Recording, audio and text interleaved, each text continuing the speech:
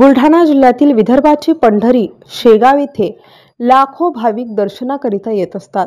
जागतिक एड्स दिन या निमित्ताने एड्स या गंभीर आजाराविषयी शेगाव येथील नर्सिंग कॉलेजच्या विद्यार्थ्यांनी एड्स नियंत्रण जनजागृती अनुषंगाने शहरातील नर्सिंग कॉलेज ते जगदंबा चौक पर्यंत रॅली काढण्यात आली। 1 डिसेंबरला जागतिक एड्स दिनानिमित्त शहरातील संत गजानन महाराज नर्सिंग कॉलेजमधील विद्यार्थ्यांनी स्थानिक जगदंबा चौकात राष्ट्रीय एड्स नियंत्रण राबवण्याकरिता अभिनव पथनाटिकेचे सादरीकरण केले।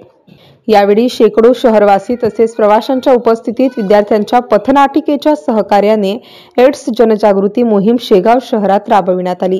या अभियानाअंतर्गत नर्सिंग विद्यालयात विद्यार्थ्यांनी प्रबोधनात्मक रांगोळी तसेच भित्तीपत्रके, स्पर्धा परीक्षण, स्पर्धा मार्गदर्शनपर व्याख्यानांचे आयोजन सुद्धा करण्यात आले होते। तर अभियानात महाविद्यालयातील विद्यार्थिनींनी आपला उत्स्फूर्त सहभाग नोंदविला। रॅली दरम्यान आओ मिलकर कसम खाए, एड्स को जड़ से मिटाए, एक वफादार साथी, दूर होगी एड्स की बीमारी अशा एड्स संबंधित पोस्टर लावून घोषणा देण्यात आल्या। अभियानाच्या यशस्वीतेसाठी महाविद्यालयाच्या शिक्षक व शिक्षकेतर कर्मचारी यांच्यासह विद्यार्थी-विद्यार्थिनी यांनी अथक परिश्रम घेतले। MCN न्यूज मराठीकरिता रवींद्र शिरस्कार, शेगाव।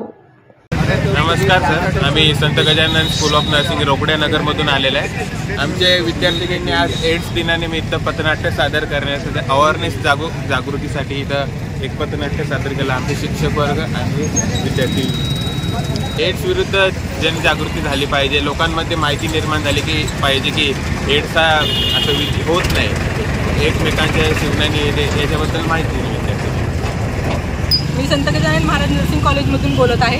आज आम्ही आमच्या विद्यार्थिनी आणि शिक्षक वर्ग आम्ही मिळून जगदंबा चौक येथे आम्ही एक एड्स विषयी अवेअरनेस या बाबतीत आम्ही एक पथनाट्य छोटं सादर केलं। त्याच्यामध्ये आपण लोकांना हेच सांगतोय की एड्स हा आपण एकत्र राहिल्याने, बोलल्याने होत नाही, तर हा लैंगिक संबंध एकमेकाचं रक्त एकमेकाला दिल्याने होतो। त्याच्याविषयीच आम्ही लोकांना जनजागृती केली आणि भरपूर लोकांनी आम्हाला चांगल्या पद्धतीने प्रतिसाद दिला, त्याबद्दल मी सर्वांचे आभारी आहे।